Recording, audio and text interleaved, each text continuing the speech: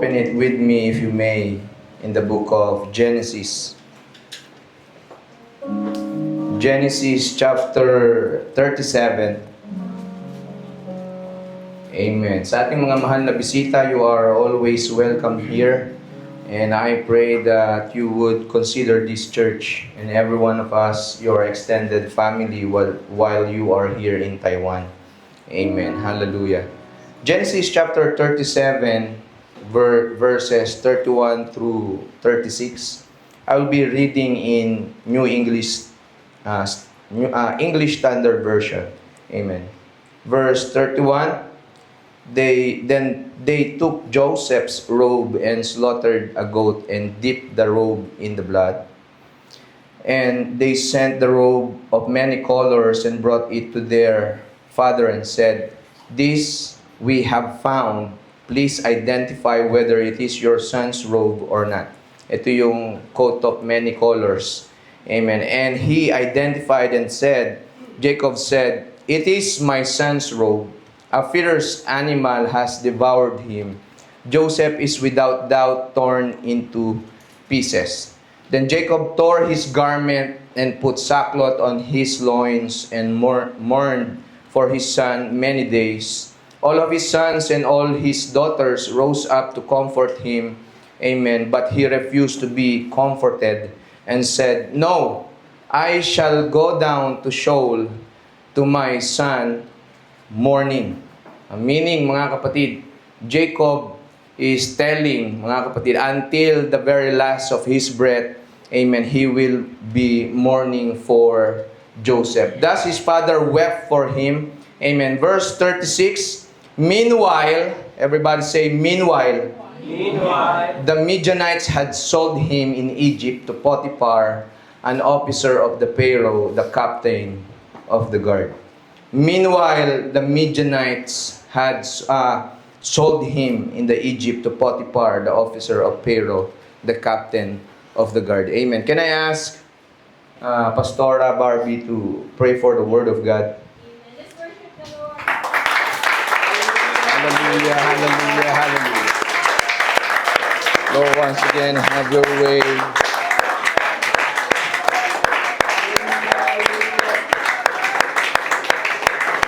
Make me, Lord, a vessel, a mouthpiece, Lord, for your people. Thou art the God that knows what we carry and what we need, Lord. Hallelujah, hallelujah, hallelujah. Yes, oh God. I'm in the shadows of your wings, Lord. All my lips with thine oil. Yes, Pour into thy spirit and according to thy will, Lord. Be it unto us. Let it happen, Lord, in this place. Pray for revival, pray for empowerment, encouragement, uplift a weary heart and a weary soul. In Jesus' name, hallelujah, hallelujah, hallelujah. Jesus.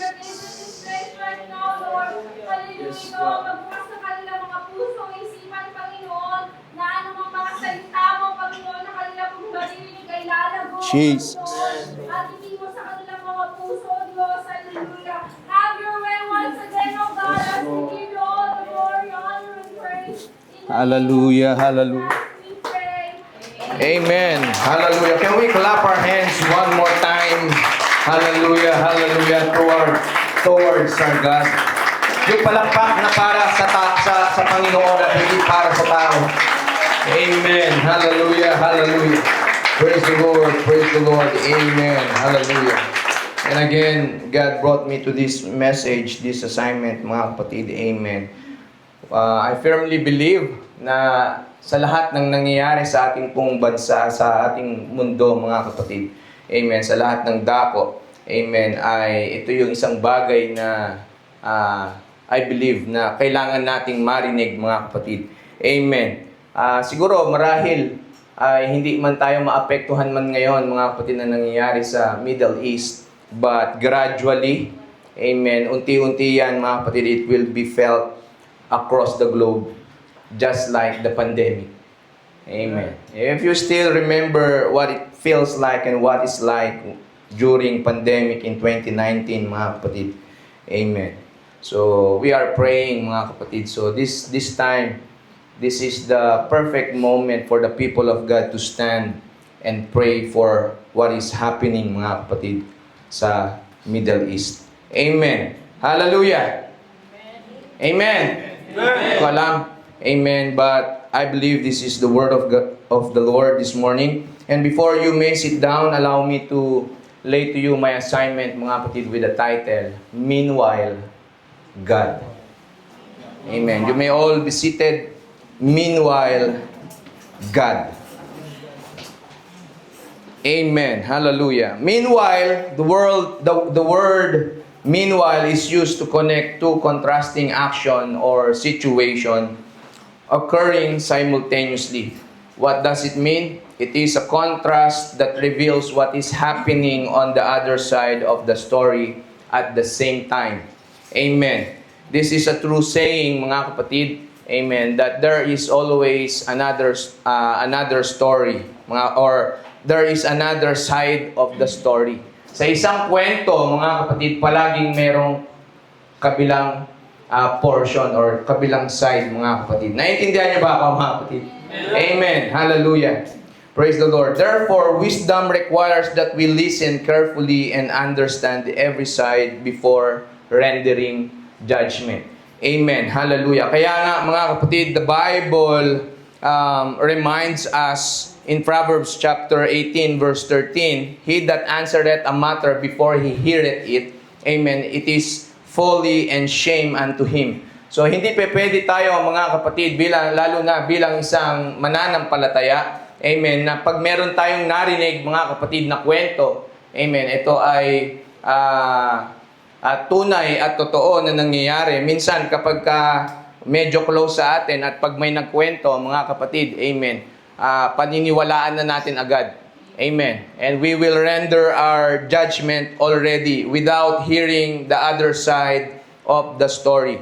This truth is powerfully illustrated in the judgment of the wisest man ever lived and ever walked the earth, King Solomon. Amen. Hallelujah. When the two women came to him, hallelujah, and both of them are claiming, amen, that they are the mother of the child. Amen. Hallelujah. Solomon did not rush to judgment. Amen. Ang ating mga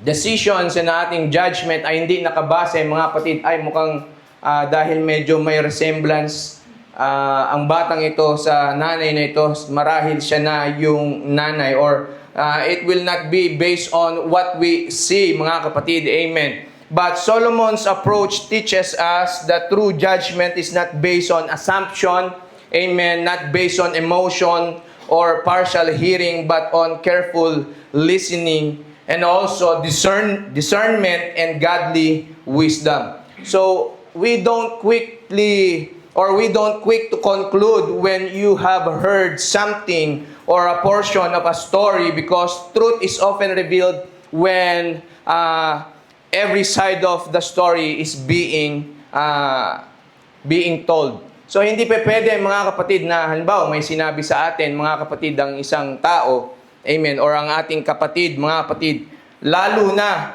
kung ito ay patungkol sa ating mga kapwa mananampalataya, we don't just, amen, believe every stories, mga kapatid, or everything that a person will tell us unless we heard both sides of the story.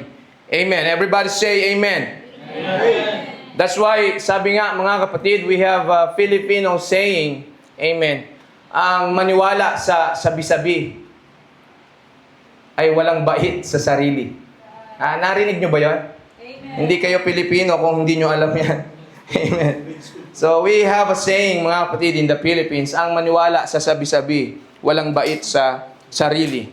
Because not every story and not every tellers of the story carries the same spirit. Some are told to empower and encourage, while others are crafted to destroy and create conflicts. The Bible warns us in Proverbs chapter 15 verse 4, a wholesome tongue is a tree of life, but perverseness therein is a breach in the spirit. Amen. In life, we may be the ones who live through every moment. Amen. But it is God who is actively repositioning every detail, especially when our lives are fully submitted to Him. We walk the journey, but God orders the path. Amen. Tayo yung sa buhay, mga kapatid, lagi nyo ring maririnig sa akin. Amen. We can liken our life into a story. And we might be the one who live out that story, but the Lord is the one that writes our story. Amen. Amen. When a life is surrendered, nothing is random. Every step is being directed, arranged, and aligned by His divine hand. Proverbs 16:9 says, "A man's heart deviseth his way, but the Lord directed his steps." The word meanwhile is defined as at the same time. Ang salita na meanwhile or sa Tagalog ay samantala or habang. Ito ay nagsasaad ng kaparehas or sabay na oras na pagkakataon, mga kapatid. Our life unfolds like a progressive story, constantly moving, constantly developing, and within its passages or pages, there are moments that reveals the battle we find ourselves fighting. Sa ating buhay, mga kapatid, meron tayong kanya-kanyang laban. Amen. Hindi tayo pare-parehas na dumadanas ng pare-parehas na problema. We all have our different undertakings. We all have our different experiences in life, mga kapatid. Amen. Life can be seen as a story, and yes, we are the ones living it, the visible characters in every scene, but we are not the author. Ang ating buhay, hindi po tayo ang may akda, mga kapatid. Once again, I want to remind you, your life is not your own. It was a privilege. It is only a borrowed thing, mga kapatid, mula sa Panginoon. Ito'y hiram lamang natin sa Panginoon. Hallelujah. At ang Panginoon lamang ang siyang may akda kung hanggang kailan tayo, mga kapatid, dito sa mundong ito. Amen. Hallelujah. Even though if you are dreaming or if you are reaching that your life would reach 100 years, mga kapatid, amen, na mabuhay ka sa mundong ibabaw ng 100 years, amen. Only God knows hanggang kailan ang ating pong mga buhay. Amen. There is one who writes it, who orchestrates every chapter, and who alone has the power to pen its ending. Ang Diyos lamang ang may kakayanan, mga kapatid, na maglagay ng tuldok sa buhay natin. Amen. Amen. Hallelujah. That's why, as long as you live, there is always a hope. Amen. Lagi pa rin merong pag-asa. And that's why as we continuously walk this narrow road of following Jesus, the Word of God reminds us, looking unto Jesus, amen, the finisher, amen, the author and the finisher of our faith, who for the joy that was set before Him endured the cross, despising the shame, and is set down at the right hand of the throne of God. Life may at times or oftentimes be filled with challenges. Ang buhay natin, mga kapatid, ay hindi palaging masaya. Amen. Minsan pa nga, madalas, mga kapatid, na pagkakataon, ang buhay ay palaging merong pagsubok. Lagi tayong dumadaan sa mga problema at pangangailangan. Yet, life, even though our life is not always easy, amen, and there is not always a joy, yet life is still beautiful. Amen. Amen. Amen. Still, ang buhay, mga kapatid, ay maganda. But it becomes even more beautiful and truly abundant when we come to know Jesus. Amen. Hallelujah. Ang buhay, I want to tell our visitors today, amen, na ang buhay ay, marahil ang buhay mo ngayon ay masaya na, maganda. But I want to tell you, ang buhay na merong Diyos at meron si Kristo ay lalong mas masaya at lalong mas higit na maganda. Amen. Hallelujah, hallelujah. And it becomes more extravagant, mas dakila, mas engrande ang buhay natin kung ang ating buhay ay ating ipamumuhay si Kristo Jesus. Amen. Kung ang ating mga buhay, mga kapatid, if we will live out our lives, living it for Jesus, it will be more extravagant. Amen. Mas dakila, mas higit na kaaya-aya, maganda, mga kapatid. When we accepted Him through repentance, being baptized in Jesus' name, in water, the power, and receiving the power of the Holy Ghost, and continue walking and thriving in the will of God, life takes on a deeper meaning. Amen. Hallelujah. Ang buhay po natin, mga kapatid, ay hindi lang about surviving. And if you are someone, amen, that was called by the Lord, amen, and redeemed by the Lord, and you have decided to follow Jesus, and you still believe that your life is about surviving, amen, I need you to, hallelujah, take another moment, amen, hallelujah, and reflect on these things. Hallelujah, for our life right now is not about surviving to exist, but to find we now find the true meaning of living. Amen.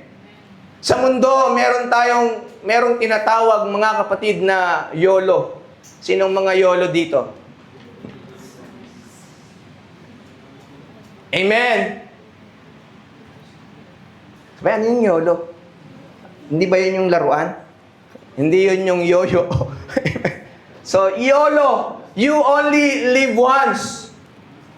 That's why, habang nabubuhay ka, kailangan gawin mo na. Marami tayong mga bucket list. At marami din tayong bucket list sa ating mga paglilingkod sa Panginoon. I don't want to be deterred again, mga kapatid. Maybe sa susunod, mga kapatid, I have a preaching for that. Amen. But let's go back, mga kapatid, to what I'm trying to lay upon every one of you for a foundation for us to really understand the message of the Lord this morning. Amen. Hallelujah. Sa mundong ito, they said that you only live once, but the truth of the matter, mga kapatid, we only die once. And after that, mga kapatid, amen, whether you are someone that obeyed the word of God and you stayed in the will of the Lord, hallelujah, may I speak to somebody right now, hallelujah, you only die once, you live every day, but you only die once, and when your life is over, hallelujah, ang pag-uusapan lang natin, mga kapatid, whether you obeyed and you stayed under the will of God, or in between, mga kapatid, hallelujah, ay nawala ka sa paglilingkod mo sa Panginoon. There are only two destinations for the soul of man. Hallelujah, that's heaven and that's hell. Serving God is not always about, hallelujah, the matter of heaven and hell issue. But serving God is always about, hallelujah, obeying the will of God. Amen. Everybody say amen. Amen. Hallelujah. Right now, we live that we have a full assurance that God is not only the lover of our soul. Amen. Nung tayo itinawag ng Panginoong Hesukristo, amen. Hallelujah. Tayo ngayon ay nabubuhay na merong seguridad or assurance that God is not only the lover of our soul, but also the keeper of our soul. Amen. Amen. And in every page of our life story, through every highs and every lows, He is always there. Amen. Hindi tayo kailanman iniwan ng Panginoon, mga kapatid, sa ating mga mga bagay na ating pinagdaraanan sa ating buhay. Our God is a timely God. Right. I said our God is a timely God. Amen. Amen. He is never late and He is never early. He is always right on time. Amen. Ang tao lamang at ang kaisipan lamang ng tao ang nagsasabi, hallelujah, wala na ako. Nahuhuli na ako sa schedule. Amen. Hallelujah, hallelujah. Our God is a timely God. He does not move by accident, nor does anything He act according to His will. He does not act randomly. He accomplishes everything with divine purpose. Even when it feels delayed to us, heaven is never out of schedule. Right. Amen. Hallelujah. 2 Peter chapter 3 verse 9. The Lord is not slack concerning His promises or His promise, as some men count slackness, but is long-suffering to usward, not willing that any should perish, but that all should come to repentance. Amen. God has never moved past His time. Amen. He's never governed by time, for He governs the time, mga kapatid. God never fall behind His schedule. Amen. Amen. Hallelujah. He is not governed by time. He has complete control over the time. Amen. No matter how drastic, tragic, or overwhelming any situation, hallelujah, sa ating pong mga buhay, God has dominion over the outcome. Right. Kung ano man ang ating pong pinagdaraanan, mga kapatid, sa ating buhay, amen, ano man yung ating pong mga plano na nais nating makamit at mangyari sa ating mga buhay, at pakiramdam natin ay para bang nahuhuli na tayo sa oras at wala na tayong sapat na oras para makamtan natin yung mga bagay na inaasam natin sa ating mga buhay. I want to tell you, hallelujah, amen, as you have decided to follow Jesus, He is true to His words, He is faithful, amen, hallelujah, and He is not out of His schedule, hallelujah. He knows what He's doing. Amen. Minsan kasi meron tayong kaisipan bilang isang tao, mga kapatid. I just want to use this, mga kapatid, as an illustration, lalo na sa mga single, mga kapatid. Amen. Single ka pa rin kahit may boyfriend ka na ngayon at nagde-desire ka, balang araw ako ay ikakasal, at wala ka na sa kalendaryo. You thought that you are already out of your schedule. But I want to tell you, hallelujah, amen, you are not out of schedule until, mga kapatid, you go out of the will of God. Amen. But as long as you are in the will of God, you're not out of schedule. Amen. Hayaan yung gamitin ko si brother. Ilang taon ka na, brother Naiko, nung naikasal? 38. Amen. Parang sabi niya, magiging blessed one na lang ako. Kung meron sa ating seminaryo, magsiseminaryo na lang ako. At parang hindi na ako magkakaroon ng asawa. But as long as you stay in the will of God, whatever it is, hallelujah, your life is not out of schedule. Right. Everything is just well, mga kapatid. Amen. Because our God, He existed before all things, and He will exist after all things. Nothing is beyond His authority. Amen. And nothing escapes His purpose. Even in moments that appear hopeless and beyond repair, God has the power to overturn circumstances and bring everything in alignment with His perfect will and perfect plan. Sabi nga, mga kapatid, in Revelation chapter 1 verse 8, I am Alpha and Omega, the beginning and the ending. Hallelujah, saith the Lord, which is and which was to come, mga kapatid. Amen. Which is to come, the Almighty. Acts 15:18, known unto God are all His works from the beginning of the world. He is the God that knows the end from the beginning.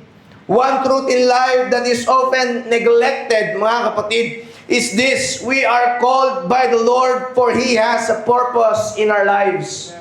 Amen. How many times we heard this statement, God has a purpose in your life? Gaano na? If there is someone here, amen, that are taking notes every Sunday, marahil masabi mo, mabilang mo sa isang buong taon, parang 1,000 beses na banggit ni Pastor, God has a plan for my life. Or God has a plan in your life. Hallelujah. How many times we heard this statement, but yet, how often do we fail to truly live according to it? Amen. Instead of walking in obedience, we reason, we wrestle, we delay, we even refuse to follow God's voice and instruction, insisting or bending His perfect plan to fit our own mindset and will. Ang tao minsan naglilingkod sa Panginoon, mga kapatid, at ang kalooban ng Diyos ay pilit nilang ipinapasok sa kanilang mga kalooban. Amen. And sometimes I don't know if you will agree with me, but sometimes, amen, hallelujah, I am guilty of it. Sometimes I want to put the mind of Christ to fit in my mind, to fit in my will, to fit in my plans, mga kapatid. Pero ang sabi ng Panginoon, mga kapatid, sabi ng salita ng Panginoon, hallelujah, hallelujah. Instead of walking in obedience, we reason, we wrestle, we delay, we even refuse to follow God's voice and instruction. Proverbs chapter 8, 32 to 34, Now therefore hearken unto me, O ye children, for blessed are they that keep my ways. Hear instruction and be wise and refuse it not. Blessed is the man that heareth me, watching daily at my gates, waiting at the post of my doors. Hallelujah. God's way is far better than our ways. And His thoughts are higher than our limited human understanding. Hallelujah. Kaya nga ang kaisipan ng Panginoon ay lalong higit na mas dakila sa ating mga kaisipan. Hallelujah. At ang kanyang mga inilalaan na daan ay lalong mas higit na maganda. Hallelujah. Sa ating mga nais na daanan. We often think we know the best path, the quickest solution, or the smartest plan, but God sees beyond the surface, beyond time, beyond the limits of our reasoning. His ways are always perfect, and His thoughts are infinite, higher than our thoughts. Amen. Isaiah 55:8, For my thoughts are not your thoughts, neither your ways my ways, saith the Lord. Isaiah 55:9, As the heavens are higher than the earth, so are my ways higher than your ways, and my thoughts than your thoughts. In the narrative of the story, it was when Jacob wept in tears that Scripture records, even until his own death, he would mourn for Joseph. If you know the story, amen, hallelujah, about Joseph, the dreamer, Joseph, the spy, Joseph, yung sumbongero na anak ni Jacob. If you know his story, amen, he's just a 17-year-old boy. Amen, hallelujah. But before we go on to his story, I want you to know and I want you to feel and understand the depths of the agony and the anguish of Jacob or Israel experienced over man-made report. Kaya nga kanina ang sabi ko, mga kapatid, sa umpisa, we just can't believe every story. Just imagine the anguish, the agony that Joseph experienced, or Jacob experienced over a man-made report that he had lost his beloved son, Jacob. Hallelujah. The one he loved above all others. His grief was intense and his sorrow was prolonged because he accepted the report of a face value. Without a doubt, this is my son's coat. Hallelujah. And without a doubt, Joseph was rent into pieces. Amen. Hallelujah. This portion teaches us a vital lesson. Worldly views and human ideologies can cloud out our godly understanding. That's why, mga kapatid, I just want to encourage you. You can do whatever you will. God was given you free will. But I want to, hallelujah, encourage you, and I want to counsel you. If you want something, if you want to know something, if you need a counsel, go to the man of God. Amen. And not to the world. I don't know, mga kapatid, marami man kayong mga kaibigan, masabi nyo, matalino, marami tayong kaibigan sa mundo, mga kapatid. But there's one thing I have learned in this faith, hallelujah, as I grow, hallelujah, kung kailangan natin ng matinong advice, lumapit tayo sa tao ng Diyos. And most especially, I'm not, hallelujah, raising my chair right now. Kaya nga, sabi ko last Sunday, you don't need a counselor or you don't need a life coach, but what you need is a pastor that will pastor your life. Amen. Everybody say amen. Amen. And if you can find me to fit that qualification, it is okay. But I will encourage you, find someone or find a pastor that will pastor you, counsel you. Kasi minsan, problema, pag nilapitan natin yung kapatid natin, mga kapatid, amen, dahil kaibigan natin yan, those people, I'm not judging, mga kapatid, pero minsan, sasabihin lang nila yung mga bagay na nais mong marinig. Amen, lalo na pag kaibigan natin. But a true friend will always tells you, mga kapatid, what you needed to hear. And if you come to me, mga kapatid, asking for an advice, hallelujah, amen, I will lay to you every side of the story, amen, hallelujah, and I will tell you what you needed to hear. But again, sa lahat ng mga kinakausap namin dyan, sa dulo, mga kapatid, you can testify for it. Ang lagi kong sinasabi, mga kapatid, ikaw pa rin ang magdidesisyon niyan. Amen? Everybody say amen. Amen. At kung hindi pa kayo nakakausap ni pastor at ni pastora, pwede kayong magpalista. Amen. Hallelujah. This portion teaches us a vital lesson. Worldly views and human ideologies can cloud our godly understanding. When we rely solely on present evidence, when the circumstances seems unbearable, hallelujah, hindi lamang sa story, maging sa mga sitwasyon na meron tayo sa ating mga buhay. Hallelujah. Minsan may mga pagkakataon, hallelujah, I don't know whom I'm preaching to, but I come here with an assignment from the Lord to talk to somebody. Minsan may sitwasyon sa buhay natin, hallelujah, na para bang lagi na lang tayong inuulan ng problema, lagi na lang tayong dumadanas ng kapighatian at mga pangangailangan sa buhay. Don't believe every evidence that was presented in your life.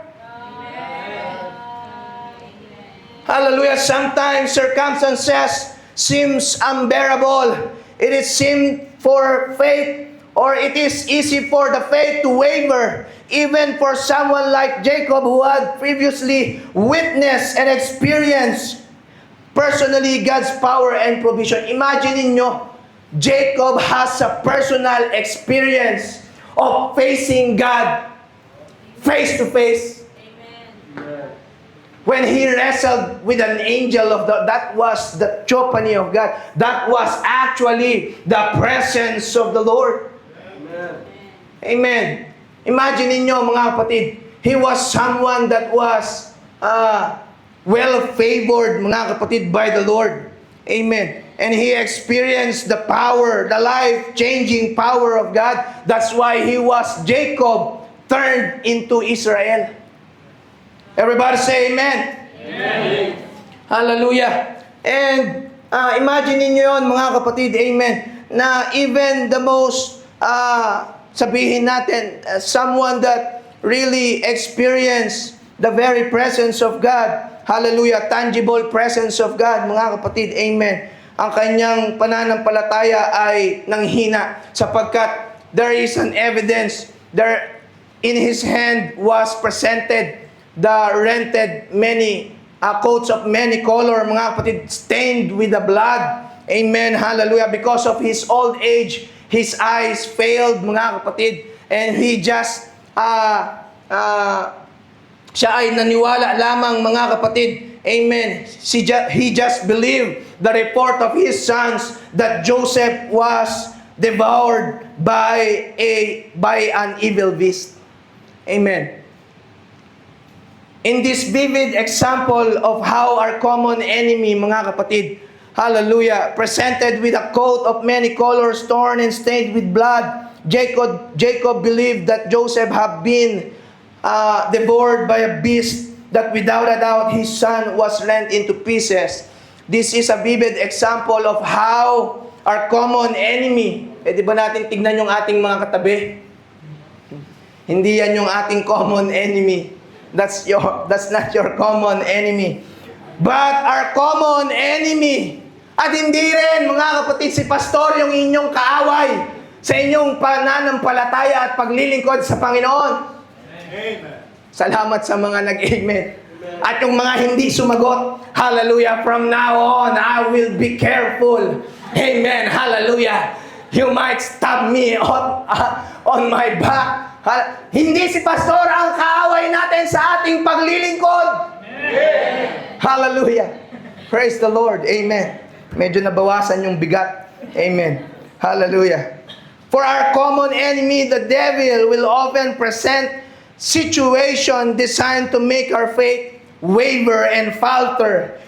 He works through fear, deception, and partial evidence, hoping we will forget the power and the faithfulness of God. How many times, hallelujah, ang bawat sitwasyon sa ating buhay will test our faith, will test our belief, mga kapatid, na ang Diyos ay mabuti, ang Diyos ay tapat, ang Diyos ay gumagawa ng mga himala, ang Diyos ay nagpapagaling, ang Diyos ay He is a great provider and there is nothing too hard for God. Amen. But dahil minsan tayo ay uulanin ng mga pagsubok, hallelujah, we can be, hallelujah, honest with this. Lahat tayo ay minsan babagsak sa punto na yung ating pananampalataya ay we will doubt whether God can deliver us in that specific situation. Amen. But God's character never changes. Right. His eyes see all things. Amen. His ears hear all prayers. Amen. His hands are always able to reach out, hallelujah, and touch somebody. His word is firm and true, and His plans for us are still perfect, even in our imperfect situation. Hallelujah! He desires to bring every life into an expected end, even when circumstances suggested otherwise. Hallelujah! How many times we hear Jeremiah 29:11, "For I know the thoughts I have towards you, saith the Lord, thoughts of peace and not of evil, to give you an expected end." Hallelujah. I don't know to whom I am preaching, mga kapatid, but hear me this morning, hallelujah, about this thing. Hallelujah. Things happen for a reason. Right. And good and righteous people had bad seasons. Right. Amen. I said good people, righteous people, people who choose to follow God has bad seasons. Hallelujah. Amen. Hallelujah. Kaya nga sabi ni King Solomon, hallelujah, sa Ecclesiastes chapter 3 verse 1, "To everything there is a season, a time to every purpose under the heaven." And let me just read the whole passage, mga kapatid. "A time to be born, and a time to die. A time to plant, and a time to pluck up that which is planted. A time to kill, and a time to heal. a time to break down and a time to build up, a time to weep and a time to laugh, a time to mourn and a time to dance, a time to cast away stones, hallelujah, and a time to gather stones together, a time to embrace and a time to refrain from embracing, a time to get and a time to lose, a time to keep and a time to cast away, a time to rend and a time to sue, a time to keep, hallelujah, silence and a time to speak, a time to love and a time to hate, a time to war and a time of peace. Ang buhay natin, mga kapatid, hallelujah, is like a season. And every one of us had a bad season. Hallelujah. And Paul later taught us in Romans chapter 8 verse 26, and we know that all things work together for them, hallelujah, for good, hallelujah, to them that love God and to them that are called according to His purpose. Amen. 1 Thessalonians chapter 5 verse 18, in everything give thanks, Amen. for this is the will of God in Christ Jesus concerning you. Amen. Don't forget to give thanks in everything. In every season, give thanks to the Lord. In whatever circumstances, give thanks to the Lord. Amen. Ano man yung pinagdadaanan mo, meron ka mang pangangailangan, nasa banig ka man ng karamdaman, give thanks to the Lord. Amen. In everything, in good things and in bad things, during highs and during lows, give thanks to the Lord. Amen. Hallelujah, hallelujah. But I want you to have this revelation from the very Word of God. Before we are told to give thanks in everything, we are first called to pray without ceasing. Bago natin mabasa, mga kapatid, amen, yung 1 Thessalonians chapter 5 verse 18, merong verse 17, nagsasabing, manalangin ka at huwag kang hihinto sa pananalangin. Pray without ceasing. We are not just a praying church. We are a never ceasing praying church. Because when you live a life of continual prayer, you develop a confidence that says, this thing too shall pass. Ang tao at ang isang mananampalatayang laging nananalangin at hindi humihinto sa pananalangin. Amen. Anumang uri ng dagok ang dumating sa buhay, laging merong kaisipan, lilipas din itong sitwasyon na ito. Hallelujah. At in the end, hallelujah, I know my God is faithful enough, hallelujah, to bring His promise come to pass. Hallelujah. Nung sinabi niya, I will not leave you, hallelujah, nor forsake you. I believe, hallelujah, even though I'm right now in this situation, it might be unbearable, it might be uncomfortable, but I know God is with me. God can feel what I feel. God knows what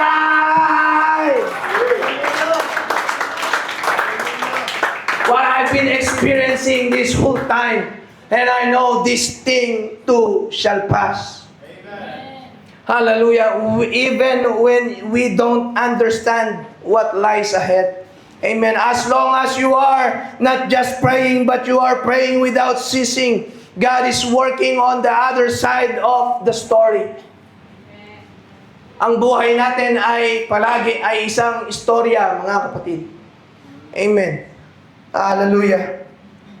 That in every situation, in every place, hallelujah, where Joseph find himself, the Bible reveals something to us, that during the undesirable, unprecedented, uncomfortable, dark moments of his life, that meanwhile, in all the chaos that he is experiencing, mga kapatid, amen, imagine ninyo, 17 years old, wala naman siyang kasalanan. He was just being loved by his father more than the others. but he was hated for this. Amen. Hallelujah. And imagine that, mga kapatid, sumunod siya sa kanyang mga kapatid to tend the flocks and to see whether yung kanyang mga kapatid are doing well and yung mga flocks are doing well. Hallelujah. Na malayo pa lamang siya. Siya ay pinagtangkaan na, mga pinagplanuhan na. Siya ay patayin. Amen. Hallelujah. Just because they hated him. Discouragement and painful turns the hands of the Lord. Hallelujah. Sa kwento ng buhay ni Joseph, mga kapatid, amen. Hallelujah. Makikita natin, mga kapatid, that even in darkest moments, even in the chaos sa kanyang buhay, mga kapatid, hallelujah, even in painful turns, the hands of the Lord is upon him. And that in whatever situation he's in, wherever he goes and what evil was sought upon him, it was evident that the Spirit of the Lord is upon him. Hallelujah. Pinagtangkaan siyang patayin. But Reuben told his brothers, wag natin siyang patayin, ihulog na lang natin siya dito sa pit na ito. Amen. Sa hukay na ito. At yung hukay na yon ay walang tubig, mga kapatid. Amen. Imagine mo ang saya-saya mo. And I pray, mga kapatid, hindi naman tayo umabot sa ganong sitwasyon na ang saya-saya ni pastor paglapit sa mga kapatiran. Laging nagpipreach yan si pastor ng mahaba. Laging late tayong natatapos. Ihulog natin si pastor dyan sa may balcony. Tayo makahanap na ng bagong pastor. Hindi pa rin. Meron pa akong asawa. Kidding aside, amen, just imagine the situation, the story. Masayang naglalakad si Joseph. At paglapit niya, mga kapatid, bigla siyang itinulak doon sa hukay. Amen. Unang wala siyang kaalam-alam dahil he was hated by his brethren. Hallelujah. Amen. Hallelujah. But we see the hands of the Lord is upon them that stands, hallelujah, that stay, hallelujah, in the will of God. In this dramatic and tragic story of Joseph the dreamer, at just 17 years old, he received a dream where the sheaves of his brothers bow down to his sheaf. Doon sa kanyang grain, mga kapatid. And because of this, his brothers hated him the more. Amen. And later, he has another dream. Hallelujah. That the sun, the moon, and the 11 stars bowed down to him. Because of this, he was rebuked. He was hated. And evil was plotted against him. Without his knowledge, he was thrown into an empty pit, dry and without water. Left there not to be rescued, but to be forgotten. Amen. And the story also tells us, mga kapatid, he was lifted. Siya ay inihaon again, mga kapatid, mula doon sa hukay. Amen. Not to be saved, but to be sold. Amen. Hallelujah. He was lifted up, not to be saved, but to be sold into bondage. From a place of promise, he was brought into servitude, yet even in a prominent house, through his faithfulness and integrity, amen, after all that he has done for Potiphar, he was sent into prison. He was jailed for a certain accusation that never happens. Until false accusation placed him into prison. And from prison, he endured years in confinement, trapped in a dungeon, seemingly forgotten by men. I want you to go back to the beginning of the story. He was just asked by his father. And because he is obedient to his father, I feel the presence of God. Hallelujah. God is always asking us, hallelujah, not of many things. Hallelujah. God knows your limitation. But God is asking us one thing. Obey my words. Obey my will. Amen. And just like Joseph, He was just asked and he just obeyed. Parang nautusan lang mga kapatid ng kanyang ama. Amen. Don't worry, I won't be speaking too long. This is my conclusion already. Hallelujah. Inutusan siya ng kanyang ama. And because being obedient, he find himself in a prison. And I want to encourage every one of us. Hallelujah. There are a lot of great people in the Bible, men of God. They obeyed God and yet they suffered tribulations. At ang buhay natin bilang Kristiyano, hallelujah, sa panahon na tayo ay pumili, na tayo ay susunod sa Panginoon, maraming pagkakataon tayo ay susubukin ng pagkakataon. Amen, hallelujah. Imagine, let's go back to the very beginning of the story. Joseph just obeyed his father and then find himself into a prison. Marami nang nangyari. Imagine ninyo mga kapatid. 17 years old. Inutusan ng kanyang ama. At wala naman siyang ibang hangad kundi sumunod sa kanyang ama. Napahamak. Hindi napahamak dahil siya ay sumuhay. Napahamak dahil siya ay sumunod. Panginoon, sumusunod naman ako sa mga gusto. Panginoon, hallelujah, I'm giving you everything that I can. But still, bakit may manggagantong sitwasyon sa buhay natin? Oh God, hallelujah. But I came here to encourage you, hallelujah, one more time. There is another side of the story. Kahit ang buhay natin ay merong pagsubok, merong pangangailangan, don't forget that there is God in the equation.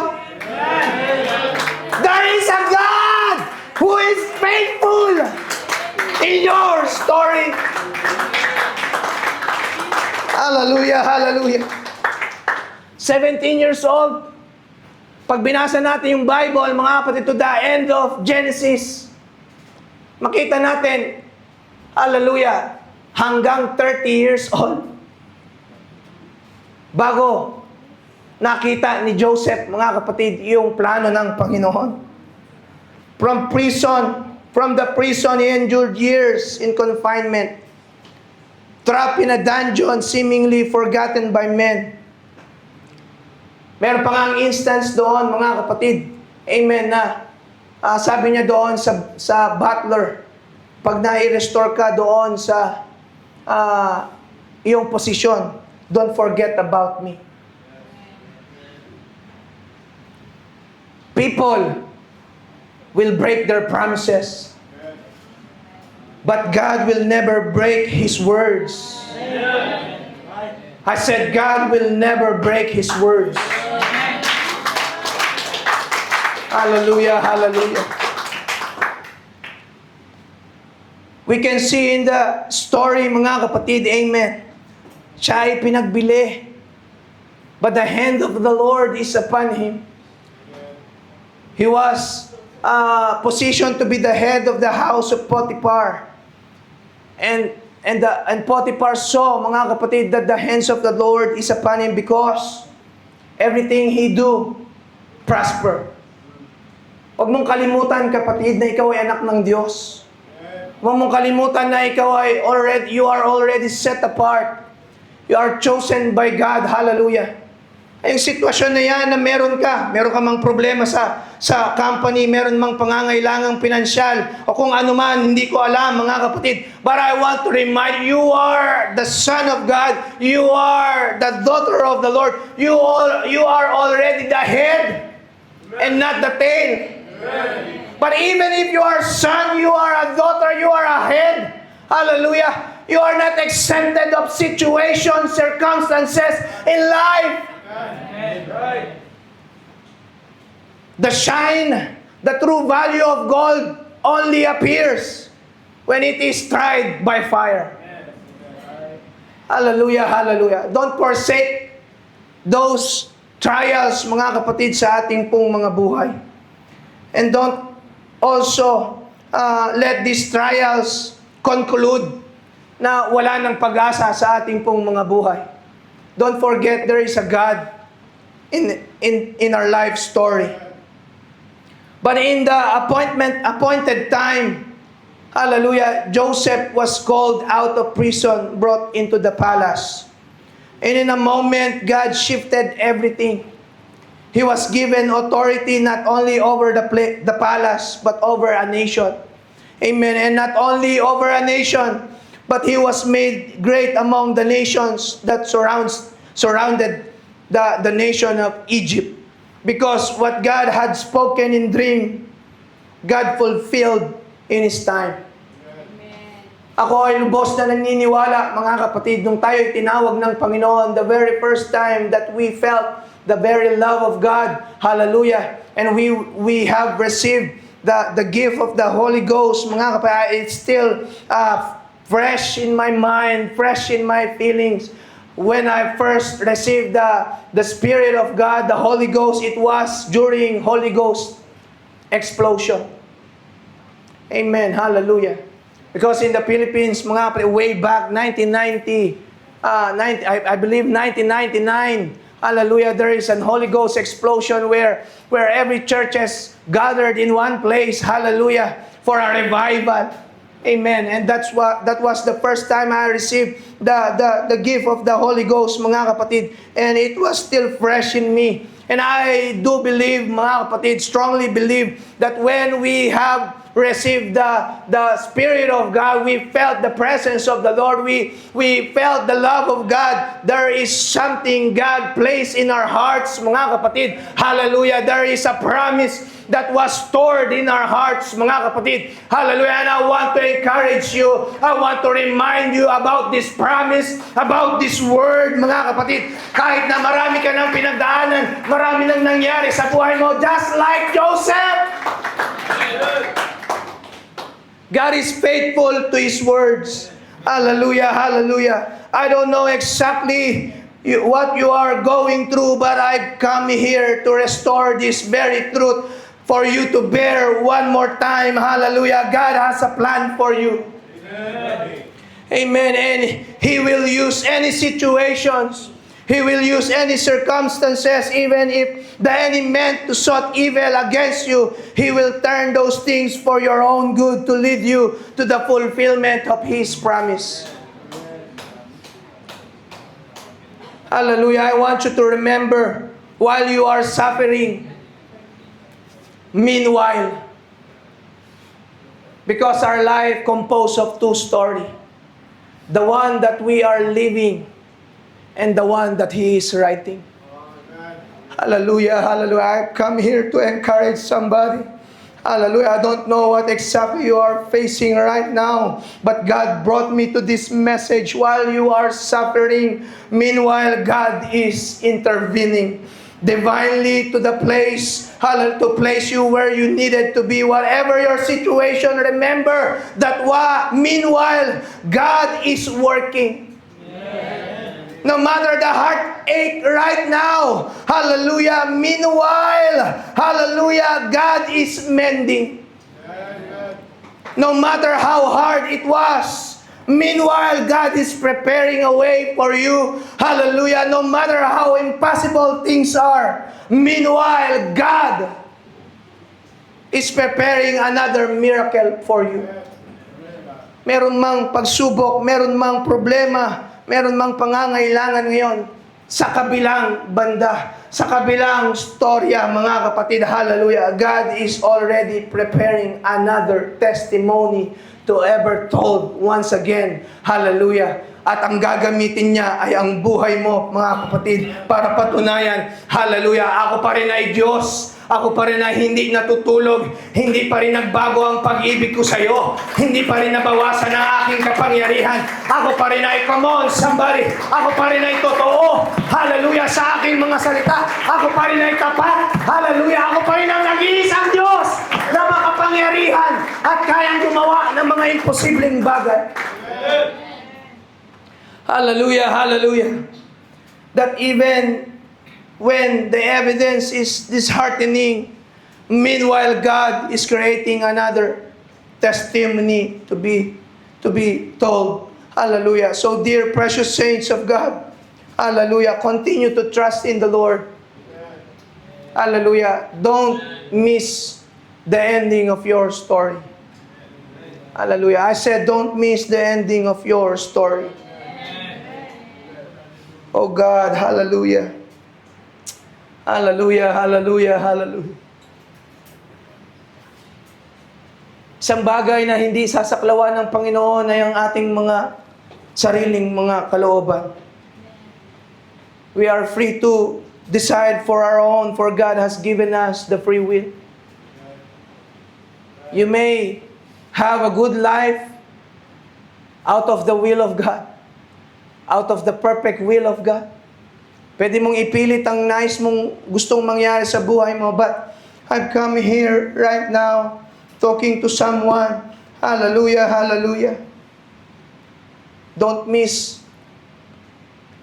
your perfect